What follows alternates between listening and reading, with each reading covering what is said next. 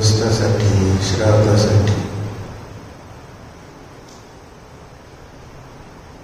मोक्ष मार्गाचं लक्षण काय आहे?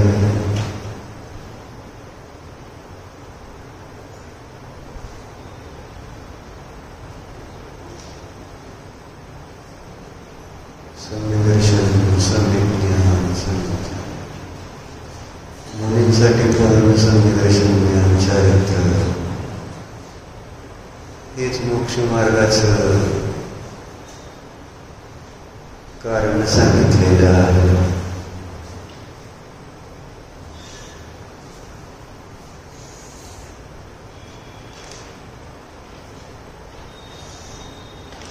विशेष रूपाने रत्नत्रयाची आराधना मुनींच्या द्वारे केली जाते. मग गृहस्थाला श्रावकाला सामान्य रूपाने रत्नत्रयाची आराधना सांगितली.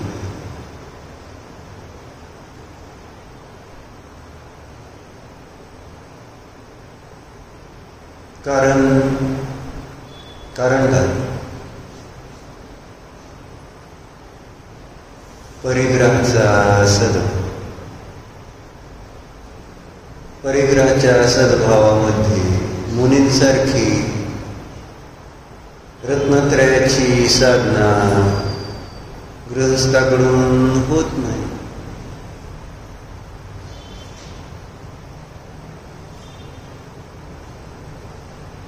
कारण परिग्रह हे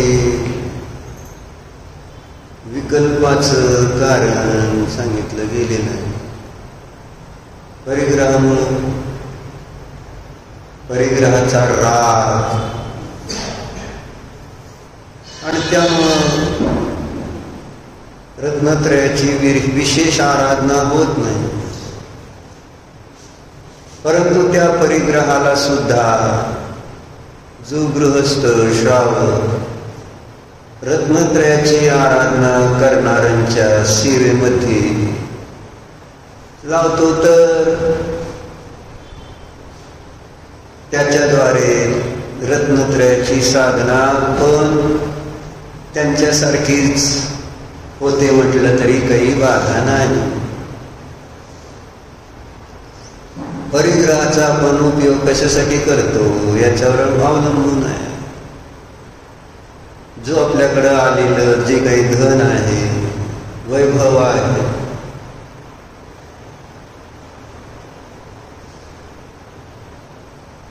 ते धन वैभव आले कशामुळं? पापाच्या उदयात आले का पुण्याच्या उदयात आले? धनवैभवाची प्राप्ती पापाचं फळ आहे का पुण्याचं फळ आहे?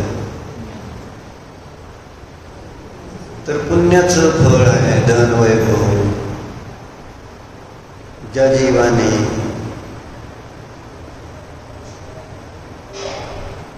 पूर्वभावात या भावात जे काही पुण्यसंचय केलेला असतं त्याच्या निमित्तातच बाह्य वैभवाची प्राप्ती होत असते. नियम असाच आहे.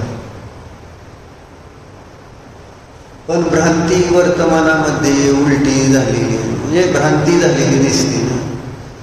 पाप करणाऱ्यांकडे वैभव दिसल्यामुळं पुण्यावरची श्रद्धा उडून पापावर बसलेली आहे. धनासाठी धन येतं, पापामुळे अशी भावना झाली ना. कारण जे चोर आहेत, जे फसवणारे आहेत, त्यांच्याकडं धन आलेलं दिसतंय. धन कुणाजवळ दिसत? आज जे विशेष कषाय आणि विषयामध्ये रमलेले आहेत त्यांच्याकडे दिसतंय ना धन.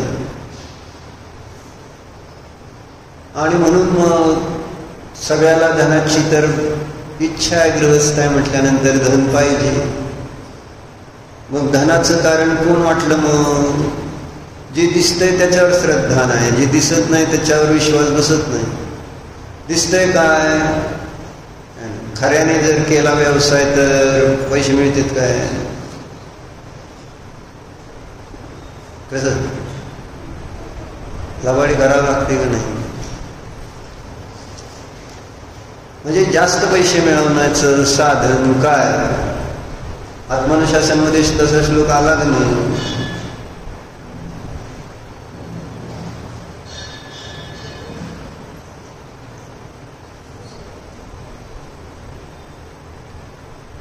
न्याय उपार्जित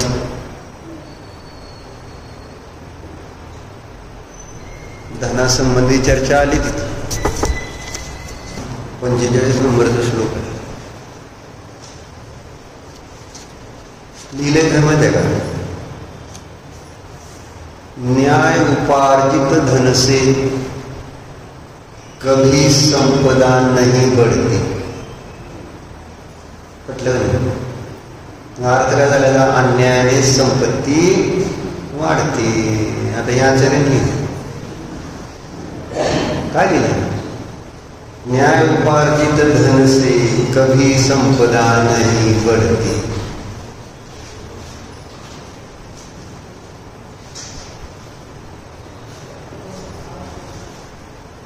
कोई कहता है, श्लोक ऐसा है,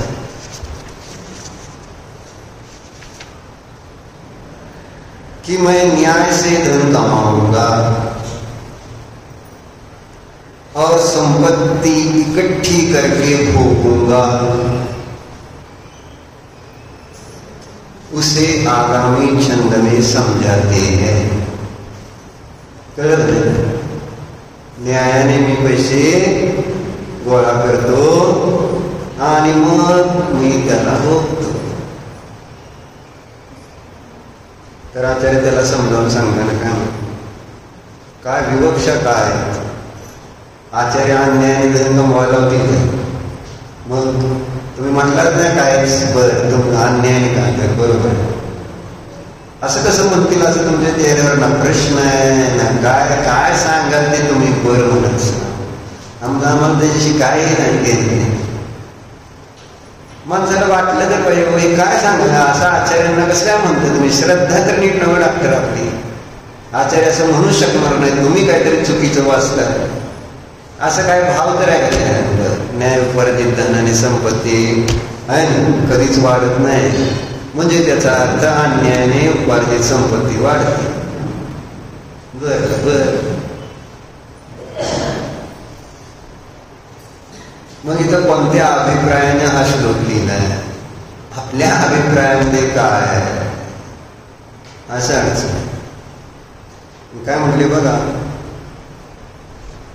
शुद्धर्धनर्निवर्धन्ते सताम सतामपि न संवद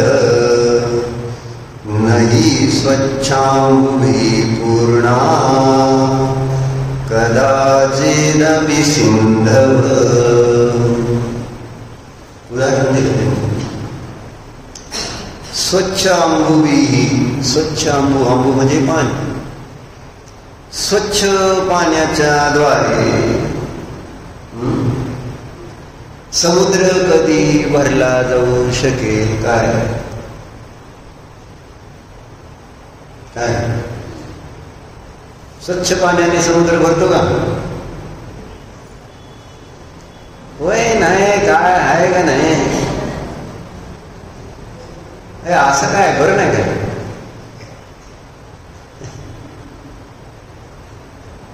कुठले एक्सप्रेशन्स नाहीत काय नाही.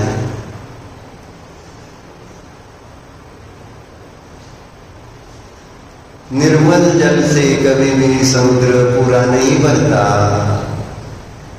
उसी तरह म्हणजे दाहो प्राणी न्याय उपार्जित धन से सज्जनों की भी संपदा नहीं बढ़ती है.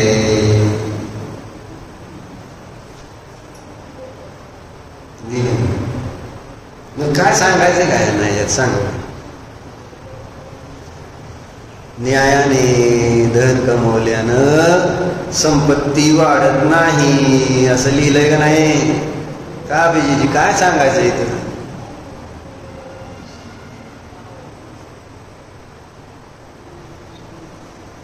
त्यामुळं तुम्ही संपत्ती आता मिळवायचं बंद करायचे का संपत्ती जास्त मिळवायचे तर न्यायाने आता मिळवायचं सोडायचे? काय करायचं विशालजी? आचार्य म्हणते न्याय उपार्जित. तुझ्याकडे संपत्ती कशामुळे वाढली? न्यायाने कमवल्यामुळं. विशाल कशामुळे पैसे वाढले तुझ्याकडं, अभिजितकडं, बाहुबलीबाईकडं, सगळ्याकडे पैसे वाढलेत का नाही? कशामुळे वाढले? न्यायाने करताना सगळं सगळं बिल टू बिल असतं का? न्याय नसतं का सगळं डॉक्टर? म्हणजे सगळ्यांना माहिती आपण ती इथं आचार्याने सांगितलं तर म्हणजे चुकीचा आहे असा अर्थ होतो का नाही? जे आपलं धन वाढलेलं आहे इथं आता पाप पुण्याचा संबंध न सांगता जे आपण कार्य करतोय ते चुकीचं समजावून सांगायचं ना त्यांना. तुमच्याकडे जर संपत्ती वाढली तर तुम्ही काहीतरी घोटाळा करताय हा त्याचा अर्थ आहे.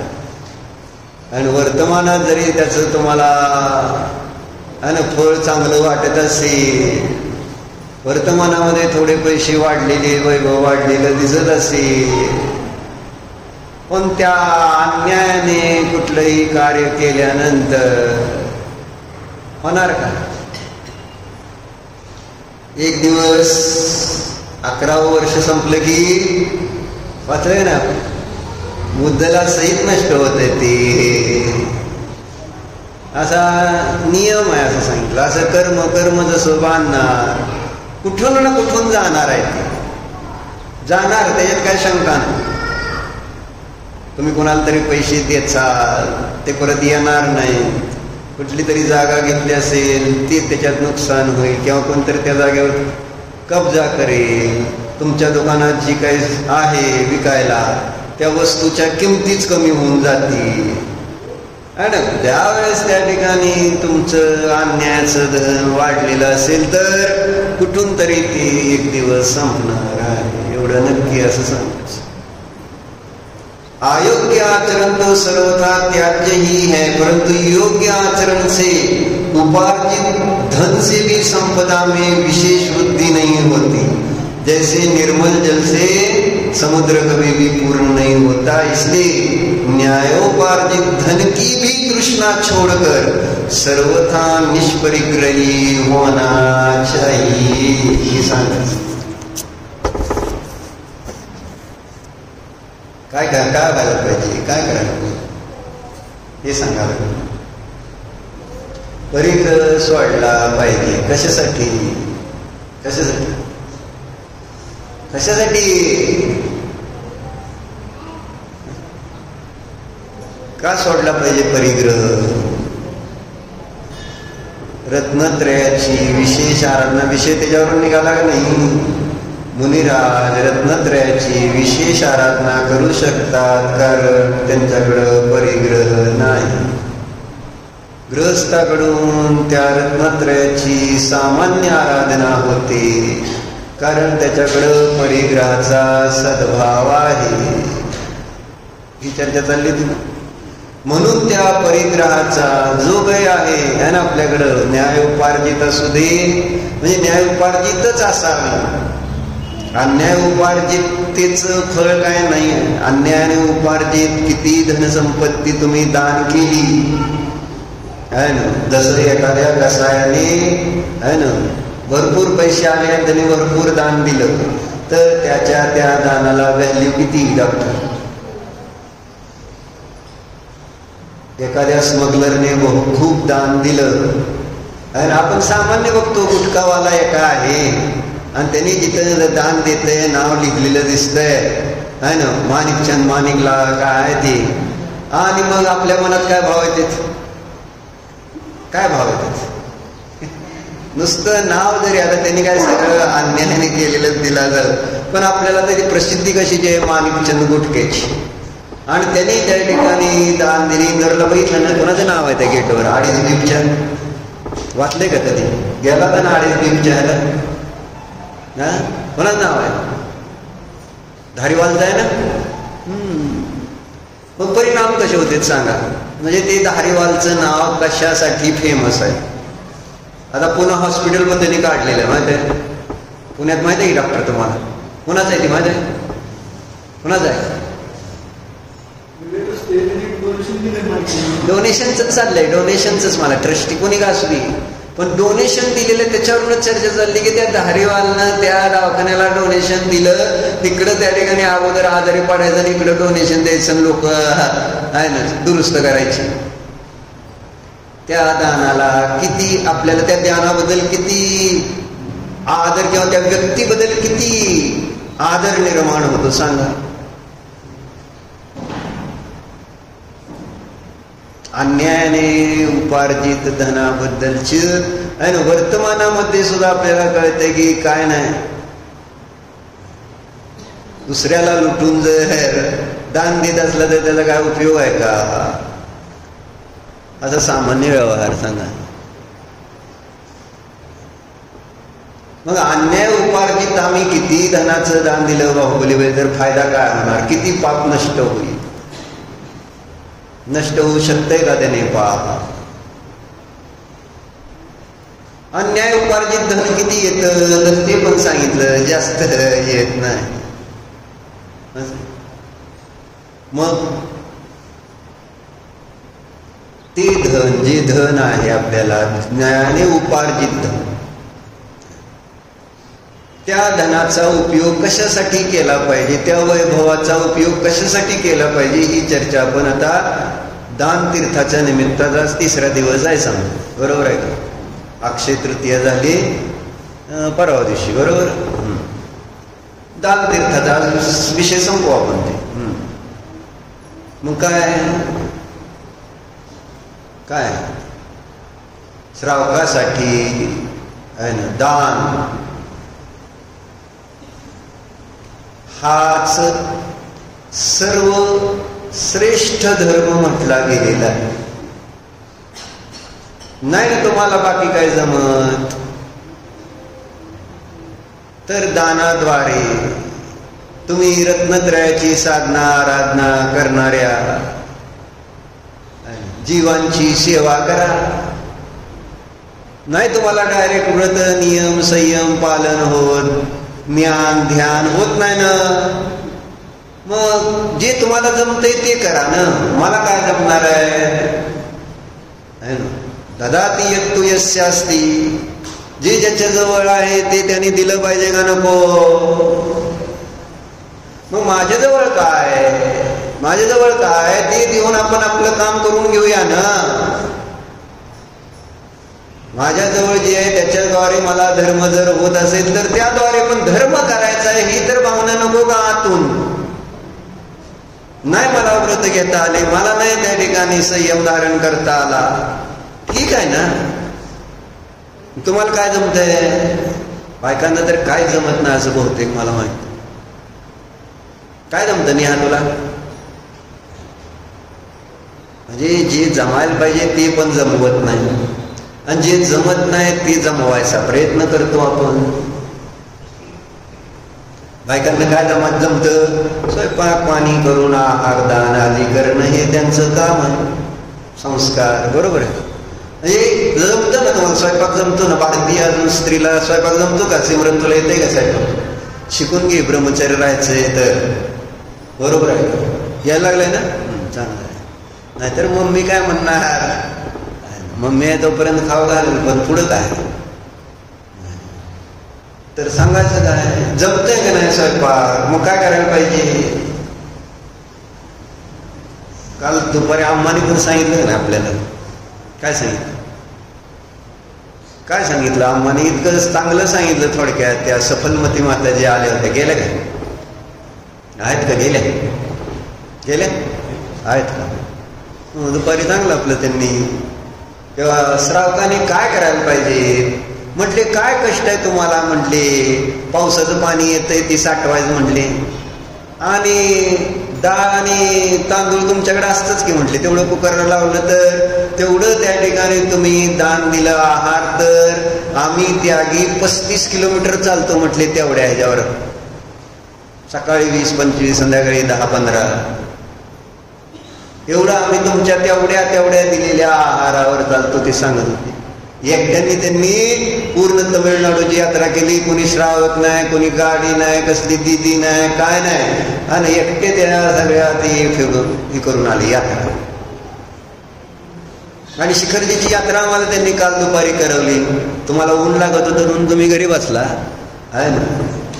म्हणजे त्यांनी काय सांगितलं, काल आम्ही विचारलं, म्हणजे आम्हा आहेत, आम्ही येतोय, आणि तुम्हाला म्हटलं ना इतकं सगळं काळा पडला असता काय, फेअर अँड लवली दिला असं ग्लो अँड, म्हणजे आता काय विचारलं मी काल नाही दुपारी, ऊन फार, तुम्ही काल तरी म्हटलं बरं का, बहुतेक बायका कमी का आल्या, तर ऊन फार असतं. सिमरन तुम्ही पण नाही येत का, तुम्ही शेतात फार्म हाऊसवर कुठं असतात का, झोपलेलं असतं फार्म हाऊसवर ना. आता 2 टाइम शास्त्र चालू आहे. आता सकाळी यायला लागली आणि दुपारी काय होतंय, मग जास्तीत जास्त करून घ्या, फायदा परत मिळत नाही. कसं तुम्हाला सांगायचं, काय सांगायचं, अवघड झालं. दुर्लभ मनुष्य पर्याय, त्याचं त्या ठिकाणी महत्व. ऊन लागतंय म्हटल्यावर आम्हाला तेच सांगितलं. आणि थोडं तप करायला शिका की, असं सगळ्या सुखसोयीने घरात राहून जर तुम्हाला ते होणार आहे काय धर्म, असं म्हणले होते ते.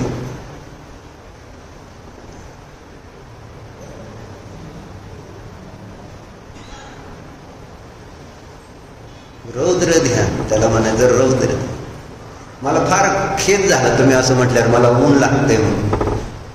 म्हणजे तुमच्याकडनं असं वाटलं, अपेक्षा नव्हती. बाकीकडनं येणाऱ्यांनी म्हटलं असतं ऊन लागते तरी गोष्ट वेगळी, पण तुम्ही डायरेक्टच म्हणताय ऊन लागतंय म्हटल्यानंतर मग मी काय म्हणायचं.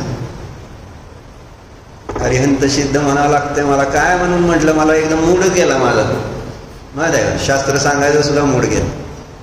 कारण उत्तरच असं आलं, आणि ते पण कुणी रोज अगदी श्रद्धेनं फोन ठेवणार, सगळं माझ्याशी चर्चा करणार, मला चांदीचं द्रव्य देणार चढवायला, सगळं करणार, आणि शास्त्राला काल नाही तर ऊन लागतंय. अरिहंत सिद्ध उत्तम क्षमा. तर सांगायचं काय, परिणाम माझे खराब झाले, तुमचे नाही. तर सांगायचं काय सांगतो मी,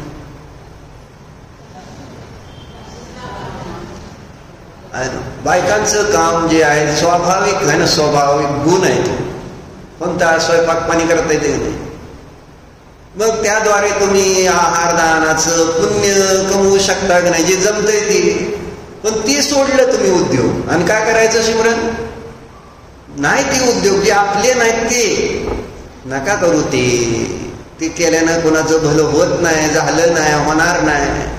स्त्रीनं स्त्रीचंच काम करावं, पुरुषानं पुरुषाचं काम करावं. पर्याय आर्थिक नाही, द्रव्यार्थिक नाही. तुम्ही आत्म्याला जाणलं तरी काय प्रॉब्लेम नाही, निश्चित दृष्टीने सगळ्याला. पण व्यवहारामध्ये सगळी कामं पुरुषाची स्त्री करू शकते का, तसं एक दाखवलेलं आहे सिच्युएशन. नाही करू शकत, जाऊ दे.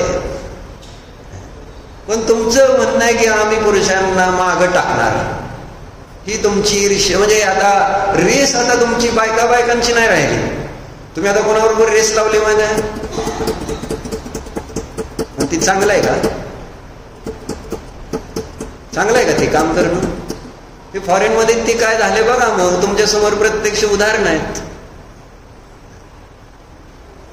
पुरुषासारखी कामं जेव्हापासून स्त्री करायला लागली तेव्हापासून त्या ठिकाणी त्या देशाचा सुद्धा नाश झालेला आहे.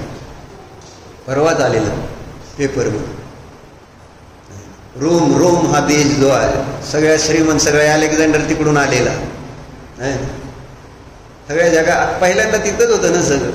पण आज तिथलं सगळं कंडिशन बघितली तर सगळं म्हणजे अगदी त्यांची अर्थव्यवस्था पूर्ण कोलमडून गेली.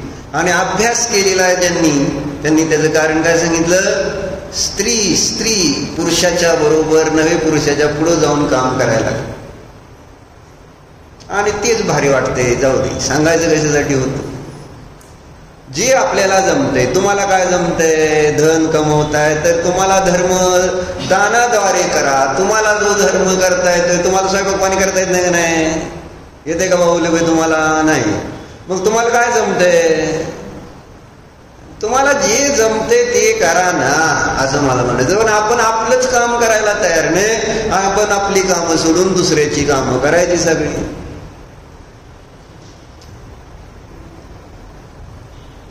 काय म्हणते, बीजा करे गोता खाय. हा, जेने काम तेनो थाय, बीजा करे गोता खाय. ज्याचं काम त्यांनी करावं दीपक. आणि तुम्ही तुमचं काम करेना, हे ह्यांचं काम करेना, आणि आपल्याला पाहिजे सगळी शांती. विचार करण्यासारख्या गोष्टी आहेत साधे साधे. सगळ्यात त्या ठिकाणी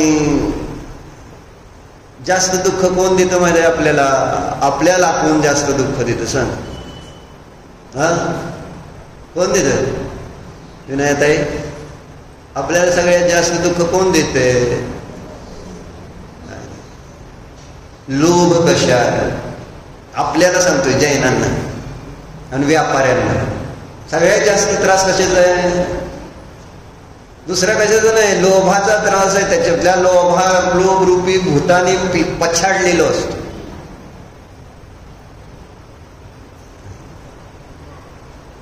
इतका भयंकर लोभ आहे, ज्याला पापाचा बाप म्हणलेला आहे.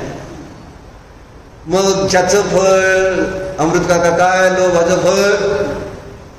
लोभाचं फळ काय? हा, नरगती. लोभ अति लोभ. म्हणून जर दशधर्मामध्ये बघितले ना, तर किती धर्म परिग्रहाच्या त्यागासाठी आले सांगा बरं? 10 धर्म माहित आहेत का तुम्हाला? कोणते कोणते आहेत सांग बरं राजकुमार? काय यायचं नाही, झोपा काढायला येते ते फक्त तुला. सांग 10 धर्म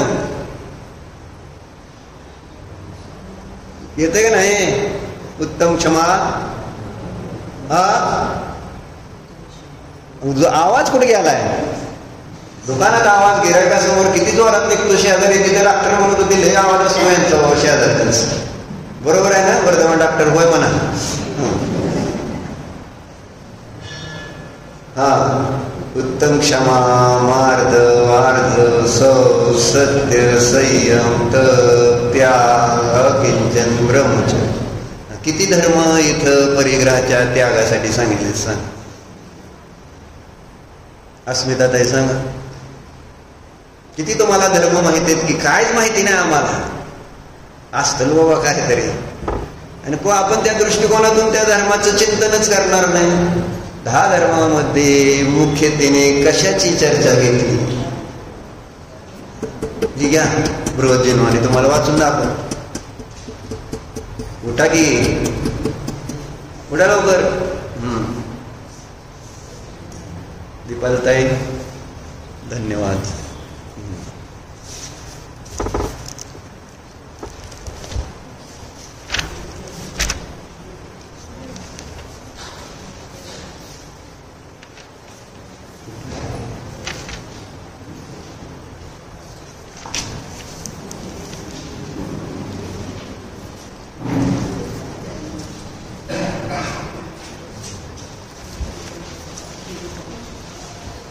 कळलं का?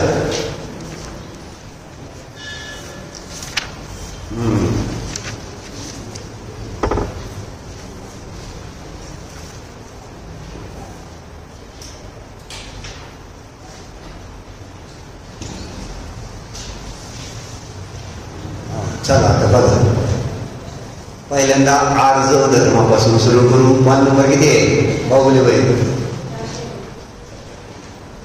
430 पान काढा. 430, 430 काढलं. मागं इथं पुरुषांकडं, पुरुषांना गरज आहे त्याची, बायकांना पण गरज आहेच. नाही असं नाही, द्या मागं सगळ्यांना. चला की बरोबर. चाल कशी आहे? माग माग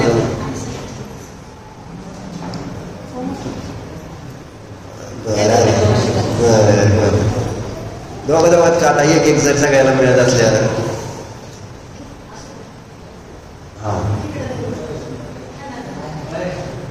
असू दे नाही आता चालू. बायकांना पाहिजे असेल तर मागून घ्या. सोनं वाटतेत का हे महत्वाचं. शास्त्र आहे ना, काय नसलं तर चालते दोघात एक. चलो अर्धव धर्माचं आहे ना जे अर्घ्य आहे ते वाचून तिथून बघायचं. आता कुठं कुठं परिग्रहाला आहे ना निंदा पण केली, परिग्रह सोडण्याची प्रेरणा दिलेली आहे. ही सगळी चर्चा आपल्याला दशधर्मात लागतो.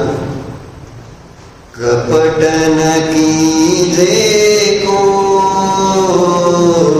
चोरन के पुरनाम से सरल सुभावी हो ताके घर बहु संपदा. कुणाच्या घरी संपदा जास्त असते? कपटी जीवांच्या घरी भरपूर संपदा येते. असं छल करणारे दीपक सरळ स्वभावी होय ताके घर बहुसंपदा असं वाटलं म्हणजे ना. आता पुढे काय म्हटले बघा. उत्तम आर्दवरी दिबखानी रंचक दगा बहुत दुखदानी मन मेरो यशो वचन उचरिये वचन हो यशो तन सो करिये करिये सरल तिहु जोग अपने देख निरमल आरसी मुख करे ऐसा लगे तैसा कपट प्रीति अंगारसी. आता शेवटचे 2 वेळ ते लक्ष द्या.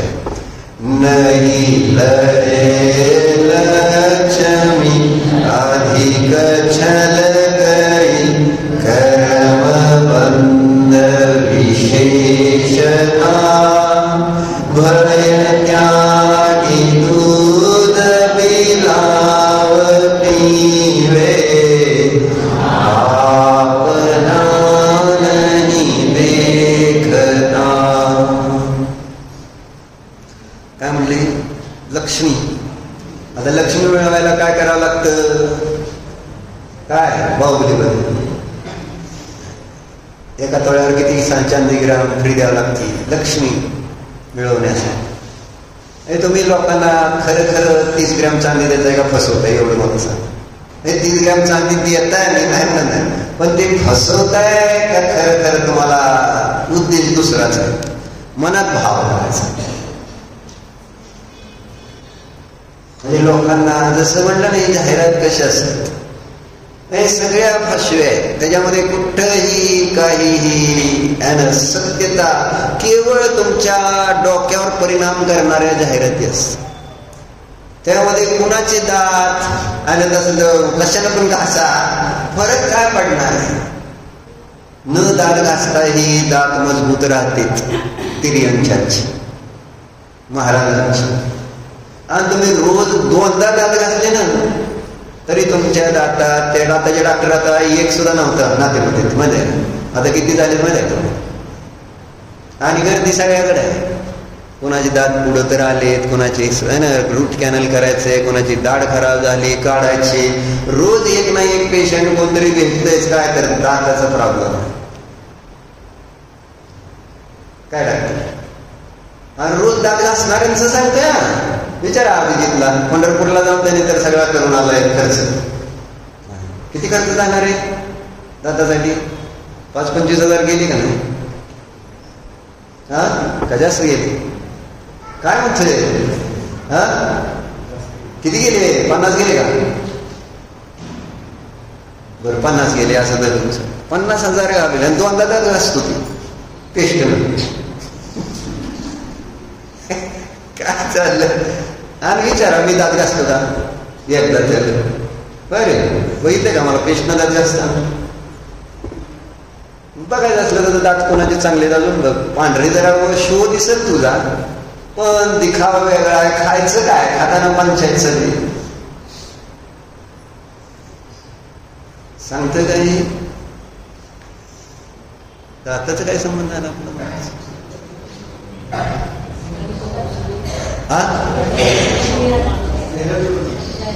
जाहिरातीला बोलणं बरोबर आहे. ऍक्च्युली ती मायाचारी असते का नसते? जेवढं काही जाहिरात आहे ती सगळी त्यांचं है ना. त्यांना फक्त पैसे, एकावर एक फ्री, एकावर 2 फ्री. विशाल किती फ्री आहे? कशावर काय फ्री आहे का नाही? फ्रीच म्हटलं ना, केवळ आपली बुद्धी भ्रष्ट, म्हणजे ग्राहकाची बुद्धी भ्रष्ट करण्याचं. कोणी फ्री देईल का? साधी अक्कल जर लावली तरी कळत. पण दिसलं फ्रीच, नुसतं दिसलं काय फ्री आहे ना.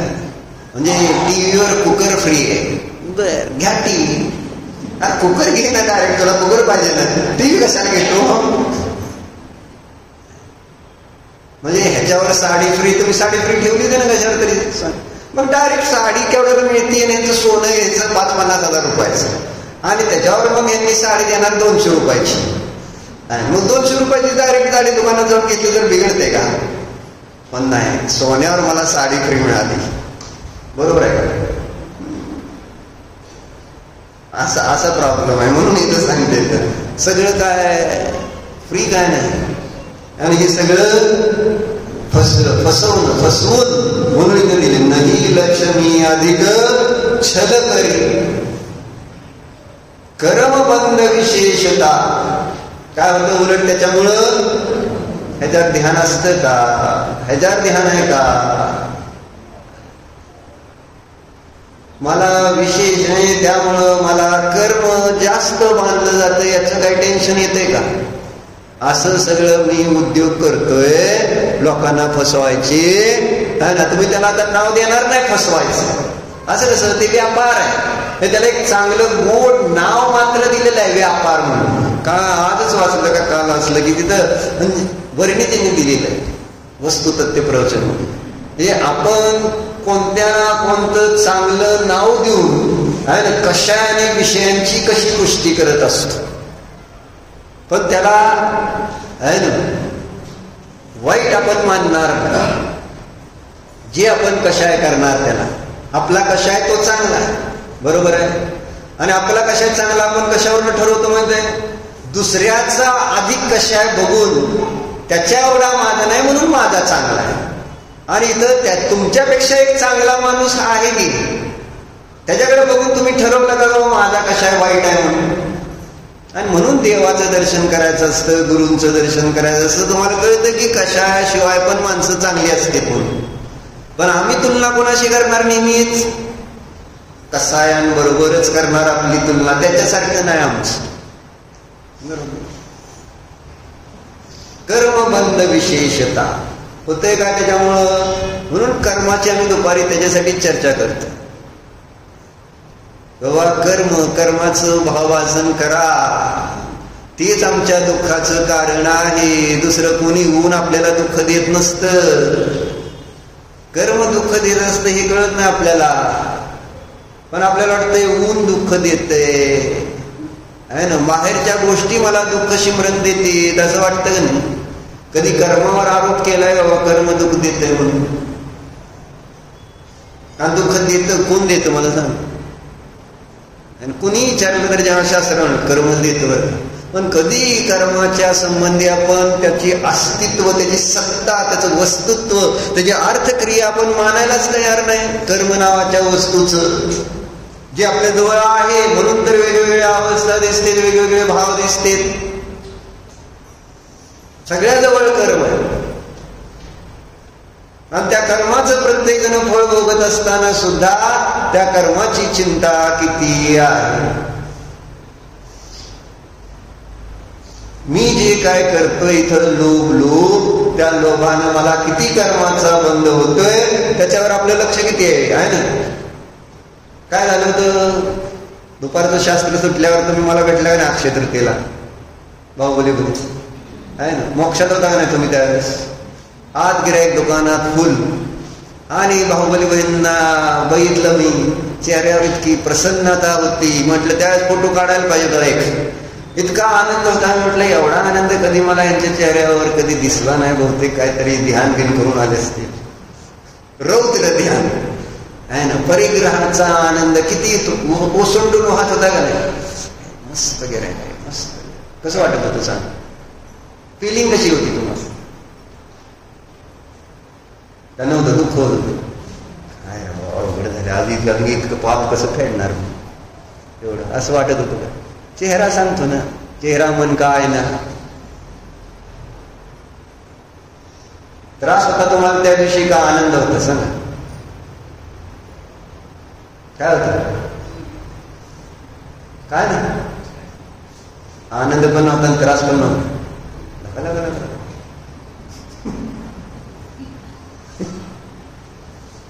छान आहे. चांगला आहे. म्हणजे तुमचं चांगलंच म्हणणार. काय आता तुम्हाला दुसरं काय म्हणू शकतो. परत इथं तुम्ही आता पुढारी आहे मला पक्क कळलेलं आहे ना. काय सगळं जे आहे ते आपलं माझंच बरोबर आहे हे सिद्ध करायचं असतं. चुकलं म्हणलं असतं तर जरा बरं झालं असतं का नाही. पण चुकलं नाही. मी मला तेच घ्यायला नव्हतं.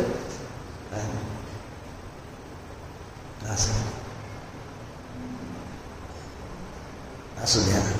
सांगायचं काय. नाही लय लक्ष्मी अधिक छल करी कर्म बंद विशेषता. जेवढा छल करणार तेवढा वेळ का होणार कर्म. ते कर्म फेडताना मात्र रडू इतर रडू. त्यावेळेस कोण येणार आहे. आपल्यालाच आपली कर्म फेडावी लागणार आहे. आता तेव्हा पुढचं बघा. आता कोणतं आहे. आर्धव कोणता आहे तो धर्म. आर्धव कोणता धर्म आहे. शौच धर्म कशासाठी येतो सांगा बरं. लोभाच्या परिहारासाठी आलं का नाही. दुसरा आता सांगायला माया हे सुद्धा आर्धव धर्म सरळतेसाठी आला. तुम्ही त्या लक्ष्मीच्या माग लागू नका, परिग्रहाच्या माग लागू नका. एक झाला. आता पुढचा धर्म शौच धर्म. आपण क्रमाने बघतो. क्षमा धर्म कशाच्या परिहारासाठी आहे. क्रोधाच्या आहे ना. मार्दव धर्म मायाचार मानाच्या. आणि आर्धव धर्म मायाचार. आणि शौच धर्म लोभ. आता बघा काय दिलं. कठीण वचन मधी बोल नाही का. धरी हृदय खाली आहे. त्याच्या खाली आहे. उलट सुलट आहे. धरी हृदय संतो करत परस्या देह सोच सदा निर्दो धर्म बडो संसार. उत्तम सोच सर्व जग जाना.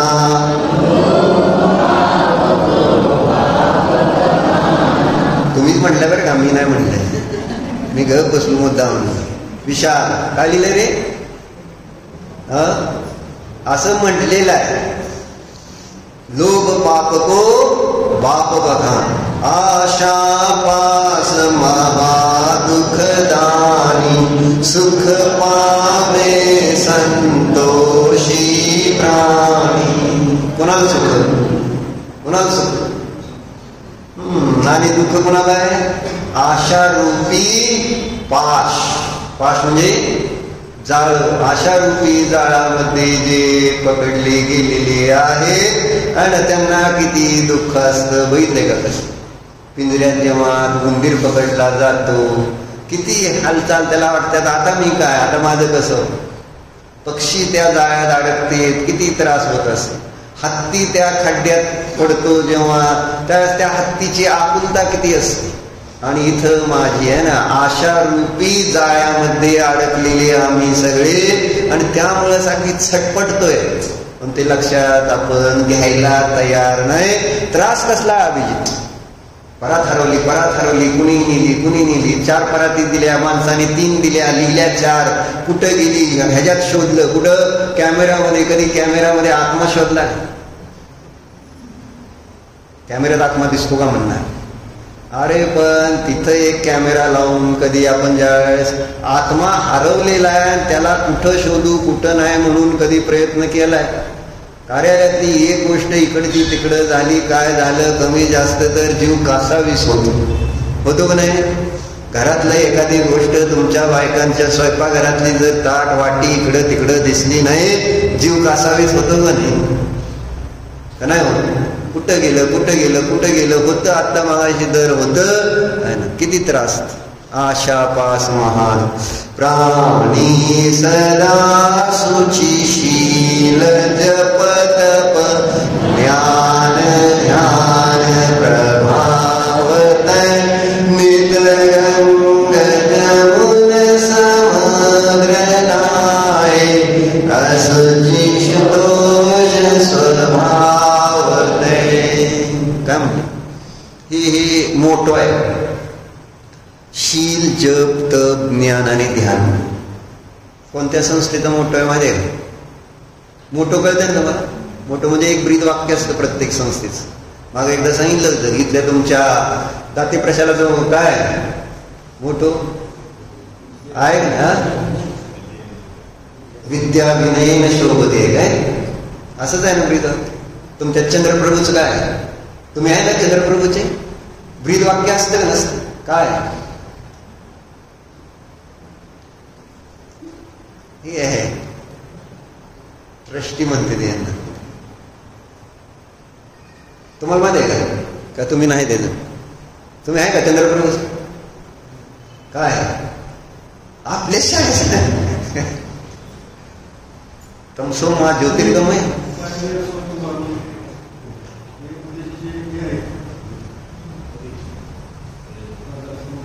बरं असं ते भाव सांगा काय भाव आहे त्याचा तुमच्या मोठोचा? उद्याचे पायनियर्स म्हणजे उद्याचे काय नक्की करू आधार तर नाही, उद्याचे अर्बोपती करोडपती असे मोठे आणि पायनियर्स तुम्हाला अर्थ कळणार नाही. आणि मोठे सायंटिस्ट तयार करणारे, डॉक्टर्स तयार करणारे, इंजिनियर्स त्याला पायनियर्स म्हणायचे. तर असं छान. आपल्या बारामतीचं काय? तुळजाराम चतुर्थीचं सिद्धी अनेकांता हे त्यांचा मोठं आहे. आणि शील जप तप ज्ञान ध्यान कोणाचं आहे?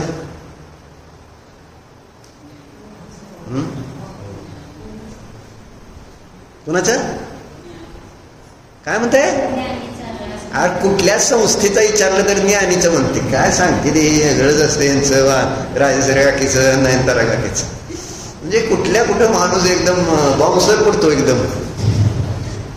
शील जप तप ज्ञान ध्यान हे बाहुबलीचं जे ब्रह्मचर्य आश्रम आहे ना, त्या ब्रह्मचर्य आश्रमाचा हा मोठा आहे.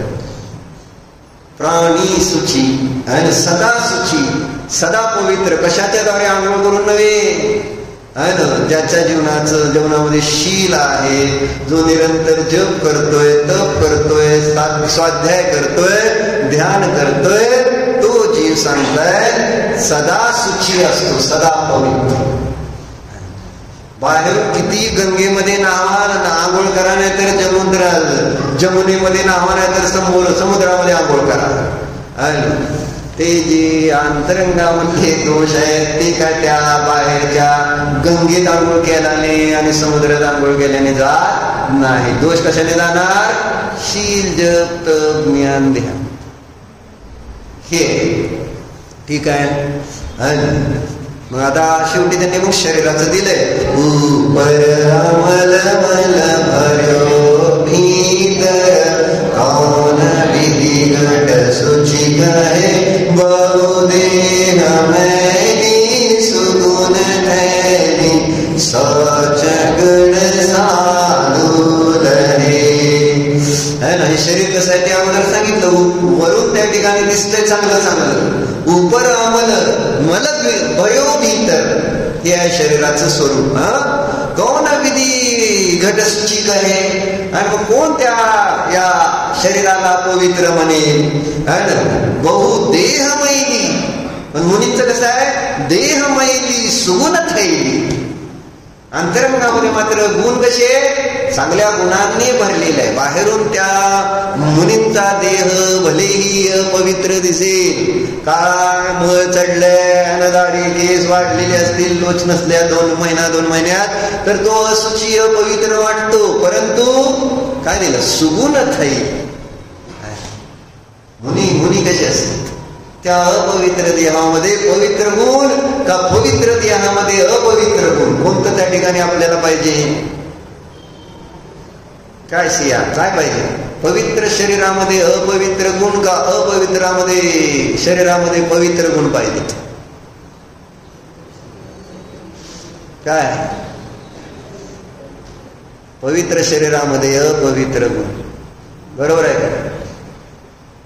नाही, हे बाहेरनं सगळे पवित्र, तोंडाला पावडर सगळं फासून, सगळे क्रीम आंघोळ बिंगोळ सगळे शरीर सगळ्यांचे पवित्र, आणि येता जाता शेंट बिंट मारून सगळे बॉडी स्प्रे सगळं झालं, साबण सुद्धा सगळे सुगंधी सगळं आहे सिमरन. आणि आतमध्ये कोण ते इथं सांग. साधू कसे की बहुदेह मैली सुगुण थैली शौच गुण साधू लगे. साधूच्या अंतरंगामध्ये शौच गुण आहे, त्याला ते प्राप्त करतात. मग तो शौच गुण कशाचा परिहार करणार आहे? कशाचा? लोभाचा. आणि लोभाचा परिहार कशाच्या द्वारे आपल्याला करता येईल? दान एक उत्कृष्ट साधन आहे की ज्याद्वारे लक्ष्मीच्या प्रती असणारं आपलं जे प्रेम आहे ते कमी करता येईल. तुम्हाला प्रेम करायचंय का कमी? बघा, तुम्ही दान द्या, लक्ष्मी तुमच्याकडनं, आणि लक्ष्मीवरचं प्रेम करण्याचं कमी करण्याचं ते एक उत्कृष्ट साधन. मग आता सत्य धर्मामध्ये पण त्यांनी लक्ष्मी विषयी चर्चा केली बघा, आणि 2 ओळी वाचतो तेवढ्या आहे का? उत्तम सत्य भरत पालीजे, परमेश्वास घात नहीं कीजे. आता ही ओळ बघा. साचे झूठे मानुष देखो, आपन पूतच पासन पेखो. पेखो तिहायत पुरुष साचे, ओदर सब मुनिराज श्रावक की प्रतिष्ठा, साच गुण लखनी दिये. काय म्हटले बघा? उत्तम सत्य व्रत पालीजे. आज नियम घ्या. काय तुम्हाला दुकानात आल्यानंतर गिरायकाला जे काय बोलेल ते सत्य बोलेल, सत्याशिवाय दुसरं काय बोलणार. हे मला सोनं एवढ्याला आलंय, मी एवढ्याला देतो. आज आणलेलं बरं का तुम्ही, नाही तर तुम्ही आणलेलं आहे 90,000च. तुम्ही जर आज म्हटला मी जर आणले एवढ्याला, म्हणजे आज केवढ्यानं आता किती वाढले माहिती नाही, तर जेवढ्याला आणले तेवढ्याला सांगून मग त्याच्यात प्रॉफिट येणार आहे. काय म्हणला? नाही, फक्त सत्य सांगणार. आजचा दर सत्य सांगणार. बरं का? जर चतुर आजचा सांगणार मी जे आहे ते. मग खोटं बोलायचं काय नाही, मागं बसलेत की बाकीचे सगळे. जे आजचा व्रत एवढंच. दुकानदारी करायची कशी? सत्य सांगून. आणि म्हणताना आपण म्हणायचं नाही मला काय लय मिळत नाही बरं का, आहे ना, 5 रुपये मिळते, 10,000 रुपये मिळते, 2च मिळवतोय तर 40 रुपये पायपाला, 20 रुपये पायपाला, मोटरी माग 1000 2,000 मिळवतोय. म्हणते किती मिळतोय? 100 रुपये मिळते, 50 रुपये असं सांगितलं जातं ना. आज अभिषेक आलाय का? नाही आला. नाही, आज राजकुमार काय करायचं? फक्त खरं बोलून मोटर ऐकायची. काय ऐकायचं? खरं बोलून. काय मिळत नाही तर म्हणायचं बरं मला बाबा 200 रुपये मिळते, मला 1000 रुपये मिळते, असं बोलून आज विकायचं सगळं सामान. याचा नियम विशाल. खरं बोलून आज सगळं करायचं. काय ऐकायचं ती विका, पण खरं बोलून विकायचं. एवढं साधा नियम आहे बघा. उत्तम सत्य व्रत पालीजे, परविश्वास घात न कीजे. अभिजित चालते का विश्वासघात केलेला? आपण पैसे दिले आणि त्यांनी आपल्याला वेळेवर दिले नाही तर विश्वासघात नव्हतं म्हणे. मग आपण गिरायकाला सांगतोय राव मला काय मिळत नाही, आणि गिरायकाला तर नंतर कळलं राव शेठजीने तर एवढे पैसे मिळवले ते यार, तर विश्वासघात झाल्यावर ते येईल का परत आपल्या दुकानात? म्हणून सत्यव्रत. साचे झूठे ही महत्वाचे येतात का? 2 लाईन. खरे आणि खोटं माणसं वळखा. साचे झूठे मानुष देखो, आपन पूत पास न पेखो, की माझा मुलगा आहे म्हणून तो त्या ठिकाणी जवळचा आहे असं नका म्हणून म्हटले. पेको तिहायत पुरुष साची आहे ना. असे बघा जे खरोखर सत्य धर्माचं आचरण करणारे आहेत असे पुरुष बघा. आणि काय साचे काय दिलं, पेको तिहायत पुरुष साचे को दरब सब दीजिए. तुमचं जे काय दरब तुम्ही साठवले पैसे पुन्हा त्याचे आपल्या मुलाला द्यायचे का जो न्यायाने वागतो खरा वागतो आहे ना त्या खऱ्या व्यक्तीला द्यायची. कोणाला द्यायची? कुणाला? अपूर्वाला देणार आहे का मला देणार आहे सांग? आणणार आहे स्टॅम्प 100 रुपयाचा.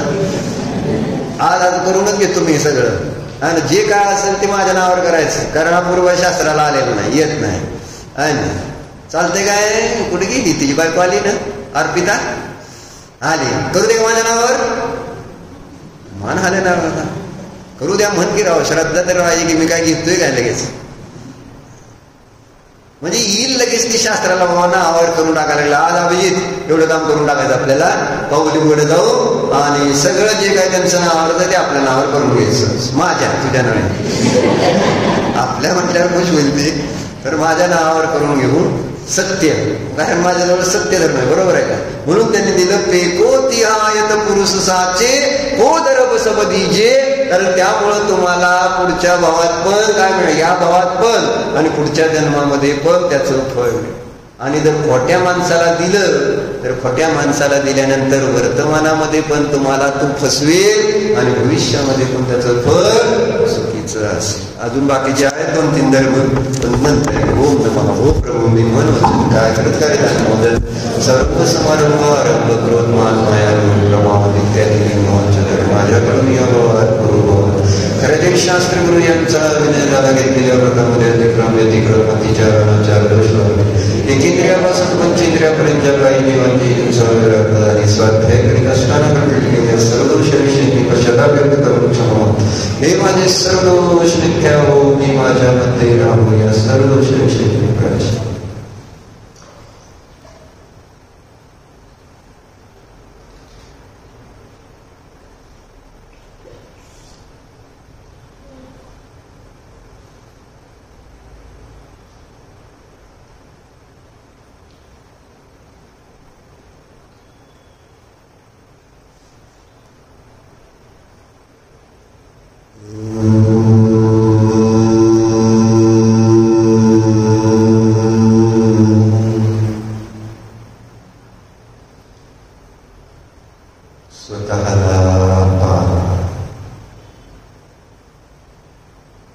स्वभावाने मी अकिंचन आहे. अर्थात या जगात माझं काहीही नाही. स्वानुभवाने हा निर्णय झाला. परद्रव्य किंचितही माझं नाही. मी आकिंचन्य स्वभावी आहे. अर्थात मी माझ्या अनंत गुणवैभवाने संपन्न आहे. निज वैभवाला पहा. ज्ञान आनंदाने अनंत गुणवैभवाचा मी स्वामी आहे.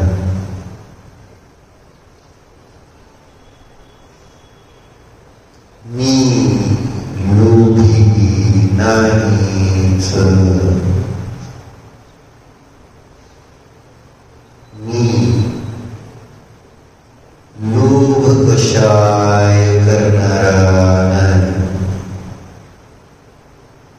मी शौच धर्म संपन्न आहे. परम पवित्र आहे. निष्पाप आहे.